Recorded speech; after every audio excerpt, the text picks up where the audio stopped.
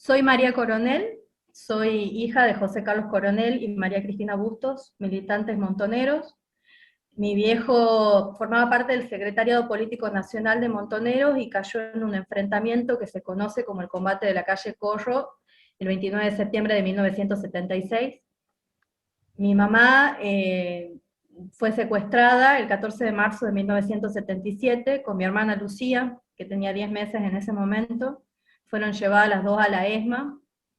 A mi hermana, por esas cosas inexplicables de los momentos, digamos, la llevan, después la dejan en una sala cuna de la provincia de Buenos Aires. Aclaro que nosotros, toda la familia, o sea, nosotras nacimos en Capital Federal, pero mis viejos eran tucumanos,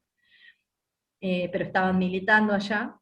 Y mi abuela paterna viajó en ese momento para buscarla a mi hermana y a mi mamá. En ese mismo interín lo secuestran al único hermano de mi viejo, Roberto Joaquín Coronel, el 21 de marzo del 77. Mi abuela encuentra a mi hermana, por eso uno de esos milagros que las abuelas de Plaza de Mayo no tuvieron, muchas de ellas, y mi tío y mi mamá permanecen detenidos desaparecidos hasta el día de hoy. De ahí nos vamos con mi hermana, mi abuela nos lleva a mi hermana y a mí a vivir con ellos, con mis abuelos paternos en Ledesma, en Jujuy, una ciudad también muy atravesada por el terrorismo de Estado, un pueblo era en ese momento chiquitito. Nosotras llegamos y la misma noche que llegamos ya nos golpeó la puerta.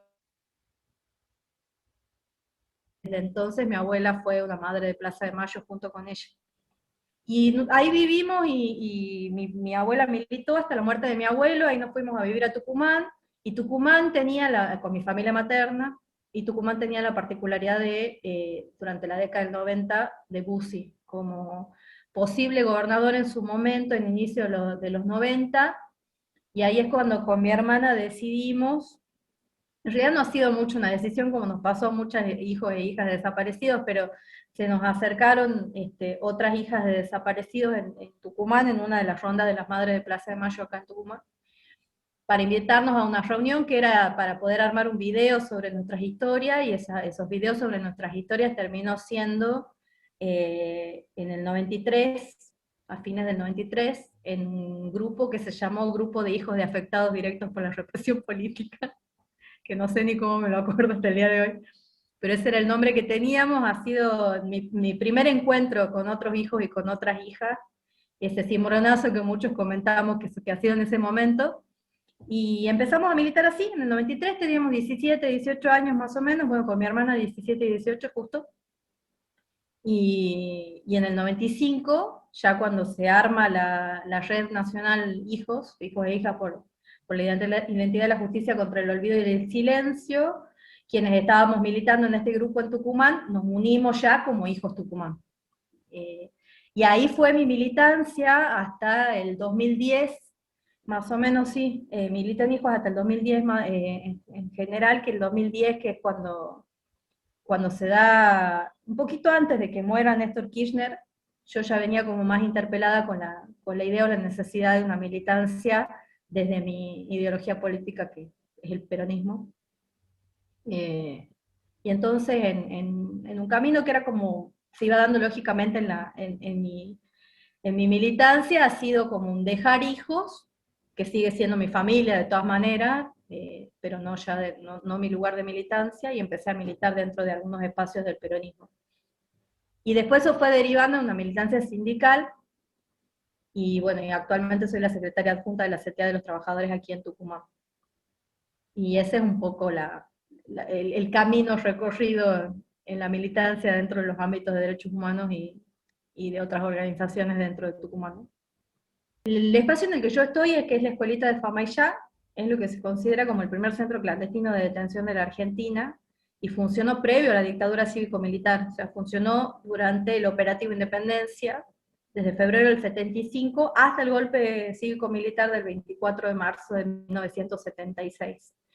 Tiene la particularidad además de que por ahí pasaron en ese centro clandestino, pero había un montón más en esa época, muchísimos obreros pertenecientes a la FOTI, a la Federación Obrera de los Trabajadores de la Industria Azucarera acá en Tucumán. Ha habido como un objetivo bien particular del ejército y de las fuerzas de seguridad en ese momento, para el secuestro y la tortura, y en muchos casos la desaparición de los obreros sindicalizados de los ingenios, y que ya era como un preanuncio del objetivo económico que iba después terminar teniendo también el político y económico que iba a tener la dictadura cívico-militar, ¿no? Y la batalla para recuperar ese lugar, porque ese lugar empezó a funcionar como centro clandestino de detención en ese año, del 75 al 76, pero se había construido para que sea una escuela primaria, ahí en Famaillá, que Famaillá es una localidad que está a 30 kilómetros al sur de la capital de San Miguel de Tucumán, y, y la idea era que sea una escuela primaria, pero se inauguró como centro clandestino, en esta cosa que siempre marcamos en el equipo, digamos, también como esas marcas que van dejando la historia, que también era la pedagogía del horror de alguna forma, ¿no? Esa escuelita primera. Y empieza a funcionar después como escuela en el 78. O sea, esto sí funcionó como una escuela primaria desde el 78 hasta el 2013, y como un terciario desde la década del 80 hasta el 2016. O sea, nosotros no conseguimos entrar a ese lugar hasta el 2016. Pero la lucha de los organismos, de sobrevivientes, de muchos familiares de detenidos desaparecidos del sur de Tucumán, se dio obviamente que desde el mismo retorno de la democracia, incluso antes también con las denuncias, pero era más difícil animarse a la denuncia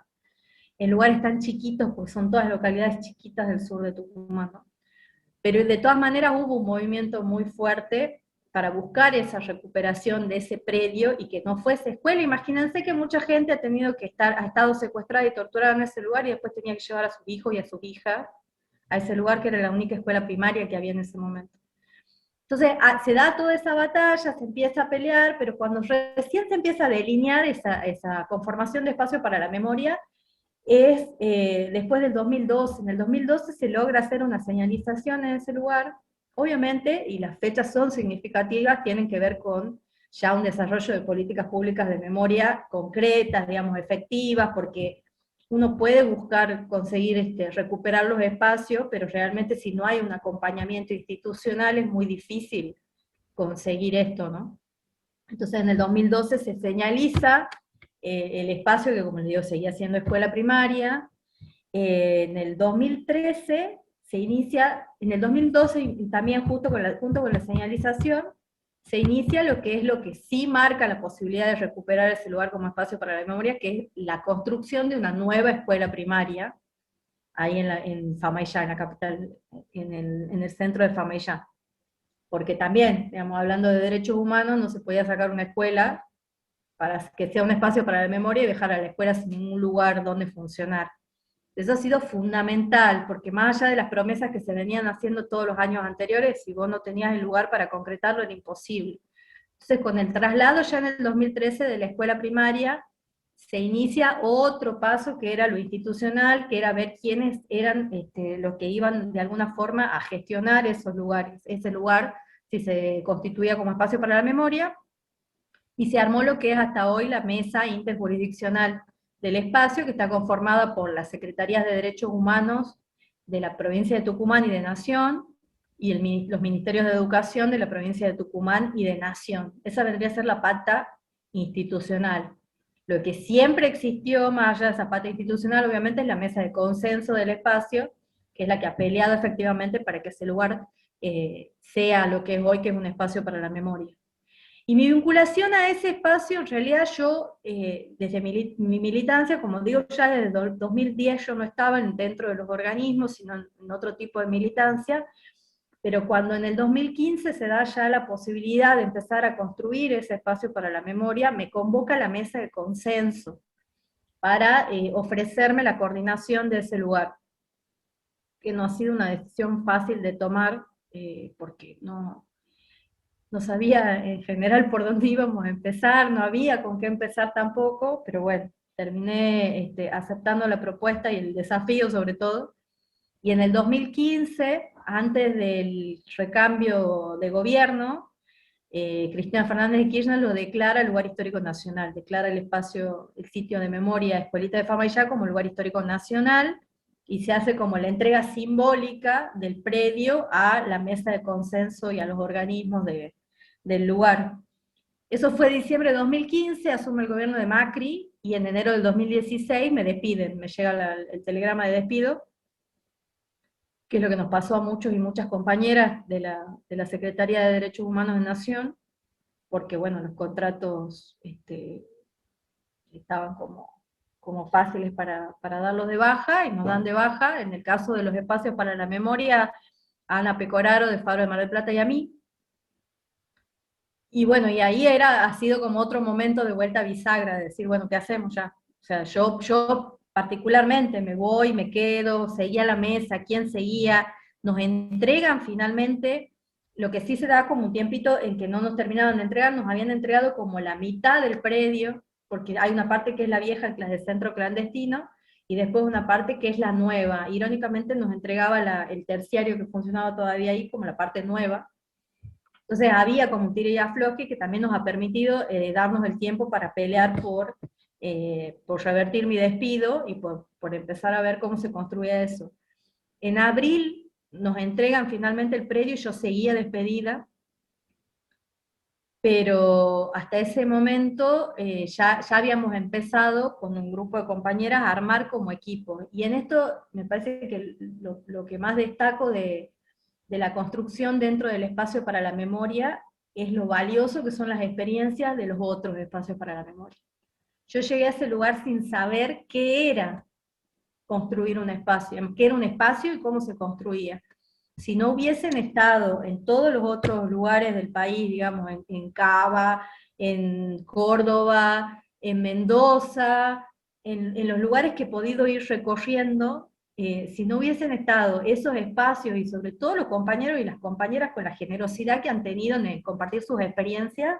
creo que todavía estaríamos tratando de entender cómo construir un espacio para la memoria. Entonces, ahí ha sido fundamental y yo creo que la experiencia que tienen los espacios para la memoria en Argentina es riquísima y es valiosísima y permite, justamente ahora que hasta altura seguimos peleando por construir otros espacios para la memoria, eh,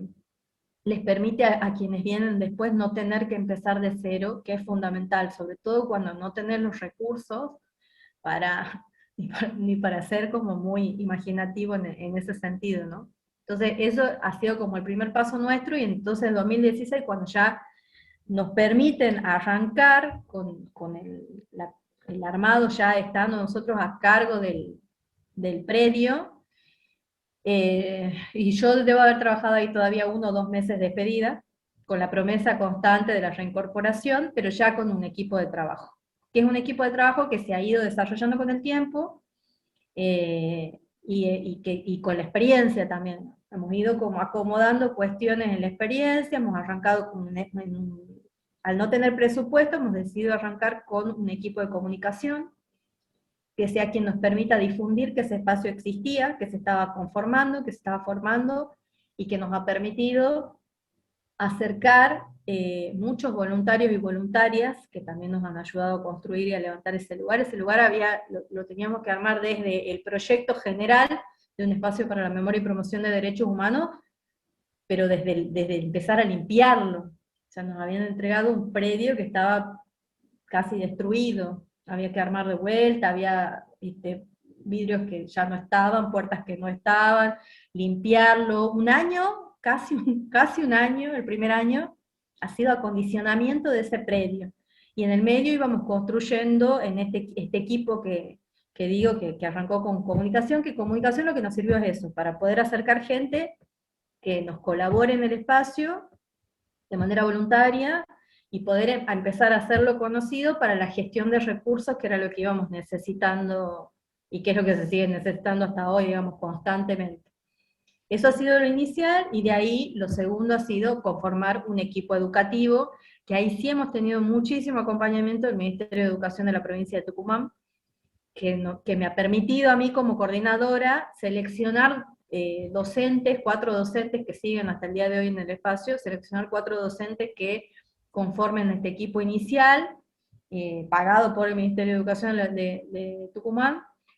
y empezar a pensar, ahí sí, ya un proyecto que iba más allá del mantenimiento edilicio, sino qué era esto que estábamos por armar, digamos, y esta pedagogía de la memoria, que es lo que hemos empezado a construir de a poco. Y actualmente somos 14 personas trabajando en el espacio, de las cuales solo 5 estamos con contrato, yo por la Dirección Nacional de Espacios de Memoria de Nación, y las 4 compañeras que son del Ministerio de Educación de la provincia, el resto voluntarios y voluntarias en ese espacio, y tenemos el equipo, sigue estando el equipo de comunicación, un equipo de educación que ahora también está a cargo de un centro de formación en derechos humanos que se llama Ana María Sosa, en homenaje a una pedagoga tucumana desaparecida, un equipo que no le pusimos investigación porque no nos está dando todavía el cuero para encarar semejante tarea, que es una de las fundamentales como objetivo, pero que por ahora es centro de documentación, encargados de mantenimiento del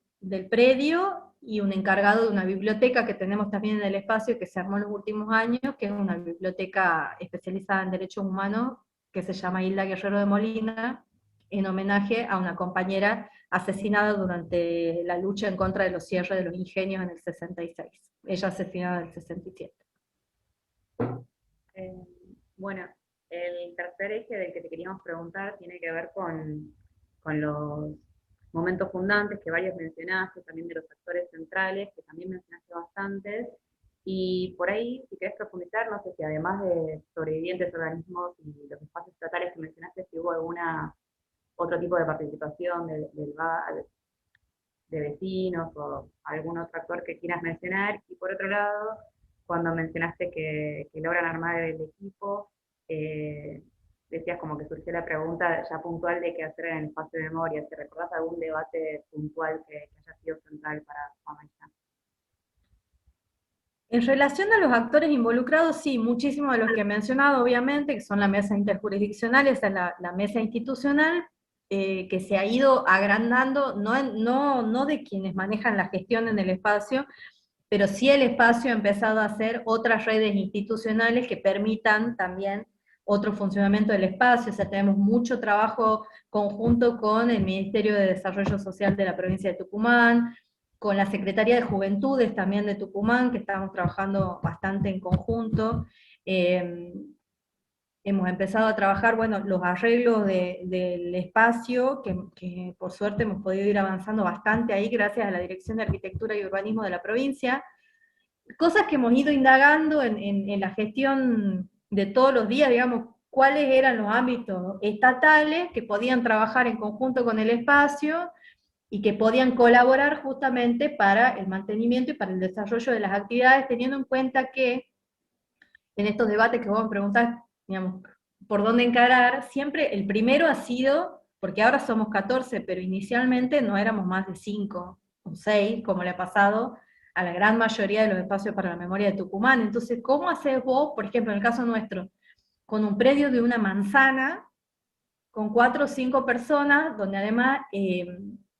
habíamos entrado también con el imaginario de sacan una escuela para hacer qué ahí? Y es muy difícil también mostrar trabajo cuando sos 4 o sos 5. Y es muy difícil mostrar trabajo además cuando Famaillá es un lugar que, y como nosotros muchas veces decimos en los recorridos, no es que en los recorridos estamos mostrando un centro clandestino de detención y te puedo mostrar otro en Famaillá. La modalidad durante el operativo Independencia era que Famaillá era un gran centro clandestino de detención. Las cosas que nosotros pudimos escuchar en el juicio de Operativo Independencia, donde muchas de las personas que han ido a denunciar delitos cometidos en sus casas contra sus familias, no pasaron jamás por un centro clandestino. Todo lo que les sucedió fue adentro de sus casas. Porque además también te decían, las casas no podían estar con llave porque ya eras visto como peligroso. De por qué le ponías llave a tu casa y no podía entrar al ejército cuando se le dé la gana. Lo mismo que pasó con el cuerpo de las mujeres de Famaillá, porque la de la escuelita de Famaillá es uno de los lugares, y eso sí hemos ido aprendiendo también en este aprendizaje de todos los años, cómo encararlo desde el recorrido y desde el trabajo que se hace en el espacio,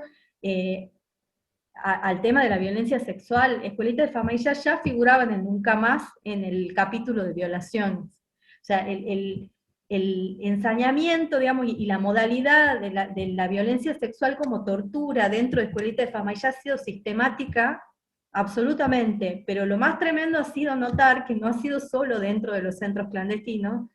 sino que eso se extendió a las casas de los vecinos y a toda la comunidad de Famayá. O sea, hemos escuchado casos de familias que mandaban, que disfrazaban a sus hijas de varones para que el ejército no las viole, o que las han tenido que mandar a vivir a otros lugares, digamos. Entonces, lo que siempre hemos notado, y en eso tenemos, creo que también hemos aprendido a desarrollar una paciencia infinita, porque sabemos que lo que tenemos que desandar son muchísimos años de silencio. O sea, la gente, es muy impactante cuando entra gente de Famaillá y las localidades aledañas, porque en realidad en este lugar ha habido gente secuestrada de la mayoría de los otros municipios del sur de la provincia, también de Santiago del Estero y de San Miguel, pero sobre todo el sur de la provincia, y nos viene pasando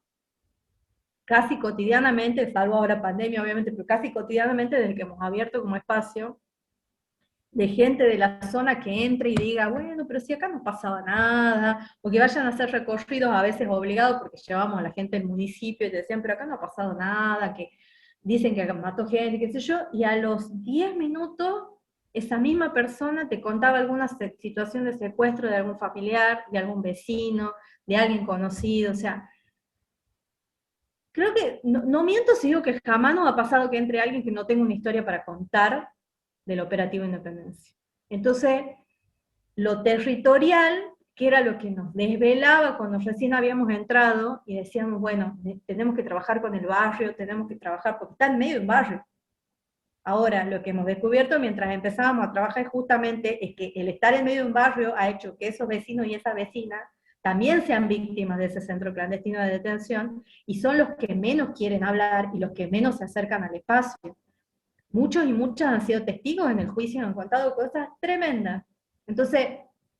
ahí es como que en el hacer, esto que digo, que en el hacer cotidiano uno va modificando los objetivos que se va poniendo inicialmente, y a nosotros nos ha pasado eso. El primer choque con la realidad ha sido decir, primero, somos 5, segundo, el barrio nos odia, y después entender por qué el barrio nos odia. El barrio no nos odiaba a nosotros, odiaba esa historia, odiaba tener que, la escuela tapaba esa historia, y ahí funciona una escuela, tapaba esa historia, no la estaba mostrando constantemente como la mostramos nosotros. Entonces, lo que ha pasado era, digamos, y nos ha costado a nosotros, pero lo hemos llegado a entender, decir, bueno, la relación con el barrio irá teniendo su tiempo determinado. Entonces, lo que para nosotros era inicialmente nuestra población objetivo, por ponerle de alguna forma, ha tenido que ser reevaluada y repensada, y sobre todo en función de ser un equipo chico. Entonces ahí es que modificamos ese objetivo inicial y hemos dicho, bueno, nos vamos a abocar a las escuelas secundarias de toda la zona. Pensando cómo, pensando que un adolescente cuenta en su casa, digamos, a dónde ha ido o a dónde está por ir, y de alguna forma el espacio iba a llegar a las casas de los lugares donde nosotros queríamos llegar. ¿Y qué es lo que terminó pasando, por suerte? Porque además nos pasaba incluso que no solo es que estos adolescentes llegaban al espacio y de ahí llevaban esa historia a la escuela, a la casa, perdón, sino que justamente lo habían charlado antes y llegaban con preguntas al espacio. Preguntando, nos ha pasado mucho, esto mucho, preguntando por las historias de sus abuelos y sus abuelas, personas que siguen vivas, digamos, que son sobrevivientes, pero que estos chicos sabían que habían pasado por ese lugar, por ese centro clandestino,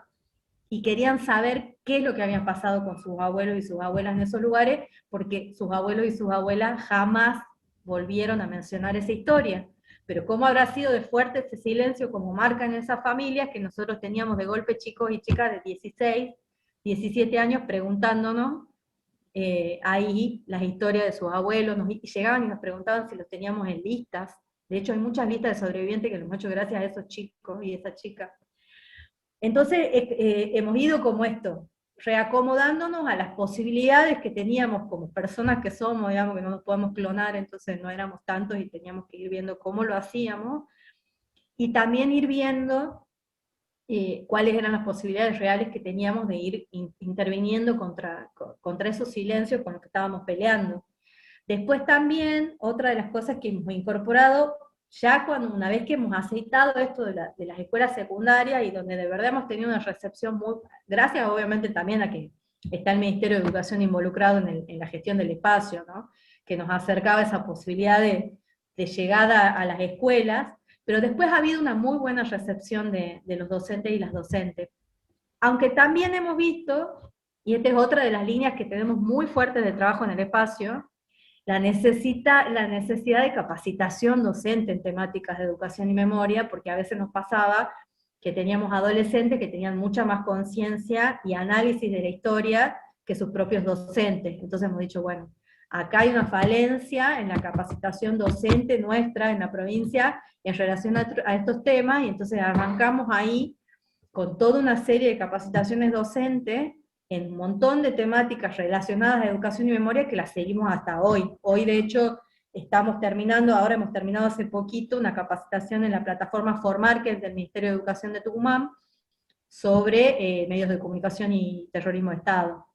el uso de medios de comunicación y terrorismo de Estado, pero eso sí ya nos quedó como una actividad permanente. Y esas capacitaciones docentes también nos han permitido que esos mismos docentes empiecen a llevar a sus estudiantes de escuelas ya de otras localidades más lejanas a escuelitas. Entonces, ahí sí hemos ido viendo el impacto porque año a año aumentaba el caudal de visitas de escuelas que íbamos teniendo. Pero sí nos seguía preocupando la relación con el barrio, como nos sigue, digamos, no es preocupando, sino que sigue siendo un objetivo ahí acercar el barrio al espacio, y ahí lo que hemos acercado al espacio es a la universidad, porque entonces lo que hemos tomado como decisión en ese sentido es poder acercarnos, por ejemplo, a las carreras de Ciencias de la Comunicación y de Trabajo Social de la Facultad de Filosofía y Letras. Nosotros no veníamos trabajando con las universidades, no había mucho trabajo ahí, entonces lo que hemos hecho son acuerdos, convenios con la Facultad de Filosofía y Letras para pasantías universitarias de algunas cátedras que llevamos recién ahí 2 años interrumpidos por la pandemia. Este hubiese sido el tercer año, ahora estamos retomando de poquito, pero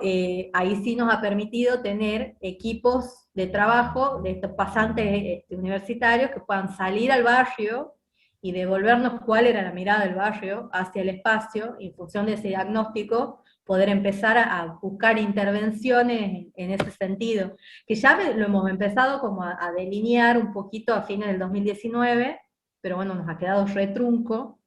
y de ahí ha surgido justamente, por ejemplo, que la gente del barrio en particular se niega mucho a hablar del tema de operativo independencia, pero por ejemplo, habla mucho y se explaya mucho cuando tiene que hablar de lo que era la época justamente de la fuerza del sindicato de la FOTIA, las luchas en contra de los cierres de los ingenios, la mayoría son de familias completas que trabajaban dentro de los ingenios azucareros, entonces ahí hay como una línea que seguramente cuando podamos volver un poco más a la presencialidad, vamos a ir encarando. Pero bueno, esto que lo cuento así, que es mucho más largo obviamente, pero tiene que ver con que uno arranca con un objetivo y la misma experiencia te lo va modificando en el camino y lo vas cambiando. Y también lo bueno y lo interesante es haber ido generando otros lazos con otros actores sociales, comunitarios, políticos que tenemos en la zona o en todo Tucumán, que nos va permitiendo acercarnos un poco más a todas las poblaciones estas a las que queremos llegar. Nosotros siempre contamos en los recorridos que si hay, y a mí personalmente muchas veces que me han preguntado cuál era mi mayor compromiso con el espacio, yo creo que el mayor compromiso que yo he tomado con el espacio es con los sobrevivientes y las sobrevivientes de ese lugar, porque tal vez es con los actores con los que más he charlado antes de ingresar o de arrancar con el trabajo del espacio para la memoria, pero porque además siempre me han marcado algo creo que es nuestro desafío como espacio, y me llamaba la atención porque la mayoría, aún sin haber conversado entre ellos y ella, me decían siempre lo mismo, como, vos contá la historia, pero no contés solamente, digamos, no se queden en contar la historia del horror, digamos, no se queden contando secuestros, torturas y demás, cuenten la historia anterior, cuenten cómo era nuestra militancia, cómo hemos llegado a los lugares que hemos llegado, no porque hemos terminado siendo víctimas, sino porque éramos militantes, digamos, esa historia, y y que nos han marcado tantas veces ellos y ella, siempre me río porque en lugares distintos, en tiempos distintos, pero siempre iban a marcar como esta misma cuestión de si algo tienen que enseñar estos espacios cuando vos contás ese horror, no es esta cosa así como de generar pánico, de decir, mirá lo que te puede pasar, sino todo lo contrario, sino justamente, si vos ya conocés esta historia, que es la que queremos que no vuelva a pasar, ¿cuáles son las herramientas que nosotros damos en ese espacio para empezar a generar, porque para nosotros básicamente lo que genera el nunca más es la participación, y es la organización, y es poder generar estos espacios que impidan ese nunca más. Entonces, creo que como objetivo enorme que nosotros tenemos del espacio es que esto pueda llegar a ser visto como un lugar para la comunidad en general, digamos, pero sobre todo de la provincia, obviamente, porque es donde estamos insertos, para Tucumán, que se ha visto como un lugar donde es un lugar donde uno se puede juntar, digamos, un lugar donde uno puede juntar las ideas, donde se puede organizar, donde también lo podés ver como el que te dé las herramientas cuando no sabes cómo moverte en relación a alguna cuestión que tenga que ver en general con los derechos humanos, porque siempre decimos también, es un espacio para la memoria, pero el mismo nombre nos marca promoción de derechos humanos. Pero promoción de derechos humanos y espacio para la memoria no son clases de historia ni clases de derechos humanos, sino que tienen que estar, digamos, absolutamente atravesados con la práctica, si no, no sirve. Eso creo que es algo también que como equipo lo marcamos constantemente. Lo discursivo puede servir para, digamos, está bien, podés transmitir la experiencia, podés hacer, pero justamente, digamos, lo discursivo te va a servir en función de la acción, si no, es palabra vacía nada más. Entonces, lo que vayamos haciendo, pudiendo generar para que sobre todo Famaillá, porque es muy duro, cuando nosotros hemos llegado no había ni centros de estudiantes, porque también tiene una historia posterior, Famaillá, como de mucha opresión a lo que es participación. Entonces, volver a abrir esos canales mínimamente de diálogo, de encuentro, de búsqueda, de curiosidad, digamos, dentro de esos ámbitos, para nosotros es como el desafío mayor, digamos. Si podemos llegar en algún momento a sentir que logramos generar eso, sería como cumplir ese objetivo, y sería cumplir también con, de alguna forma, el compromiso que hemos asumido con los sobrevivientes y las sobrevivientes. Buenísimo. María, en función de eso, me quedaba preguntarte si los sobrevivientes y las sobrevivientes participan de alguna manera en el espacio, si hacen los recorridos, cómo trabajan con eso. La verdad es que participar desde el acompañamiento que siempre nos hacen llegar, pero en el espacio muy pocos y muy pocas. Es un lugar que les cuesta mucho. Mira que hay muchos sobrevivientes que hasta el día de hoy no han vuelto nunca. Nunca. O sea, no volvieron a entrar y no quieren volver a entrar, y conozco de muchos que pasan por la vereda y que lo han intentado un montón de veces y no entran. Ha sido un lugar muy espantoso para ellos y para ellas, pero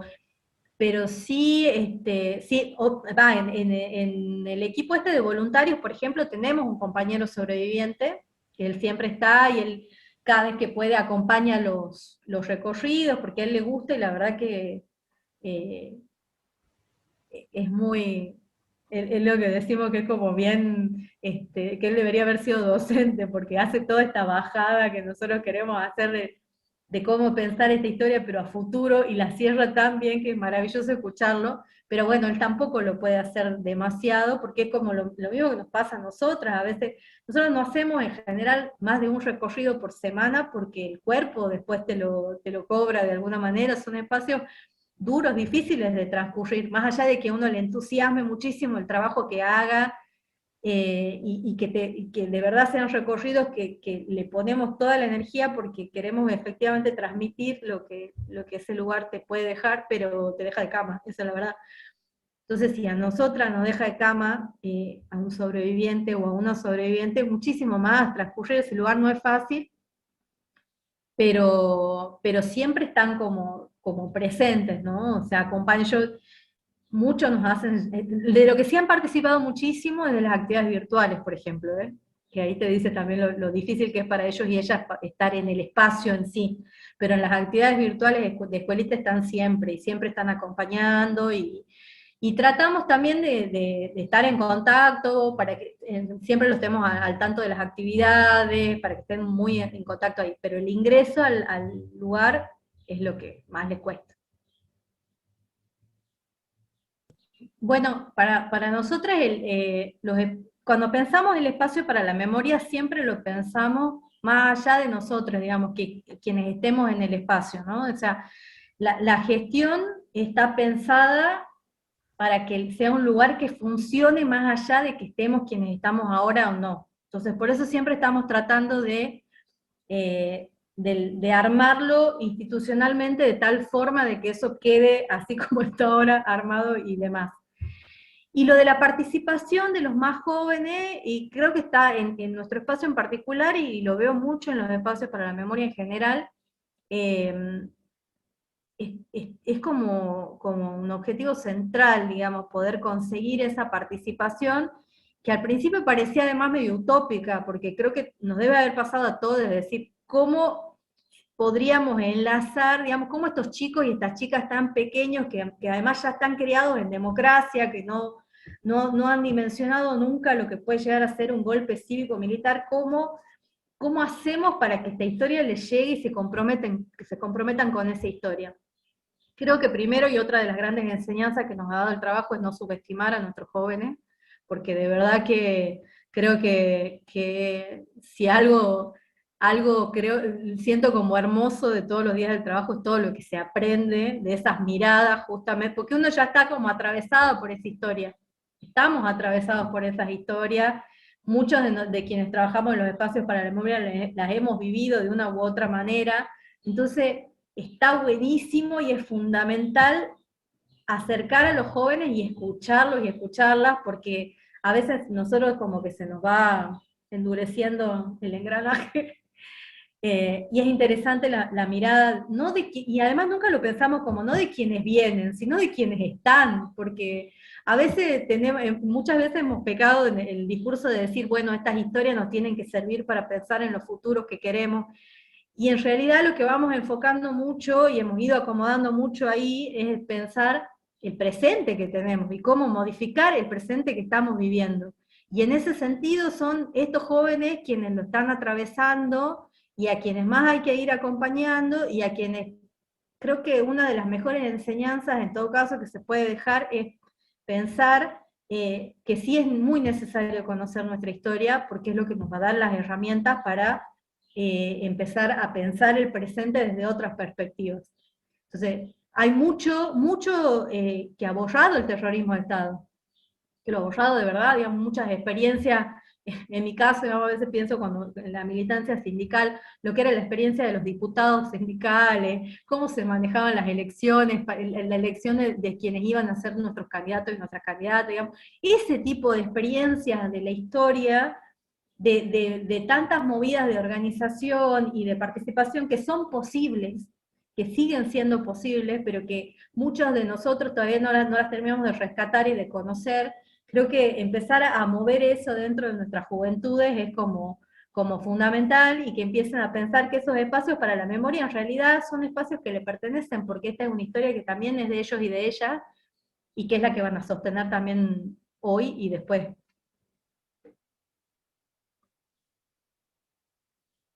Bien, me parece que ahí también entra la idea de nuestras juventudes,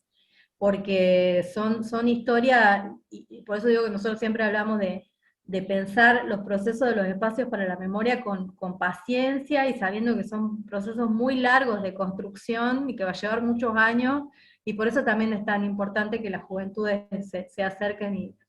y se comprometan y se involucren en esos lugares, porque como te digo, son historias que nos siguen atravesando, que no han quedado ahí en ese momento del tiempo, no han quedado en la década del 70, y tampoco han quedado marcadas en los cuerpos de quienes hemos sido de alguna forma víctimas de ese terrorismo de Estado. O sea, siguen marcadas en cómo hemos ido construyendo la sociedad que vivimos hoy, siguen marcadas en lo que es la violencia institucional, digamos, siguen marcadas en un montón de cosas que atraviesan a nuestras juventudes. Entonces, eso es es fundamental de ir remarcando, y también esto de tener la paciencia, la memoria es un ejercicio de paciencia también. Esa construcción de memoria es un ejercicio de paciencia. Y no está mal pensar que los resultados no los vas a estar viendo mañana, pero no pensar que estás haciendo mal las cosas, todo lo contrario. Lo que se hace con conciencia, con compromiso y pensando es lo que generalmente va armando la estructura de lo que va a durar para siempre.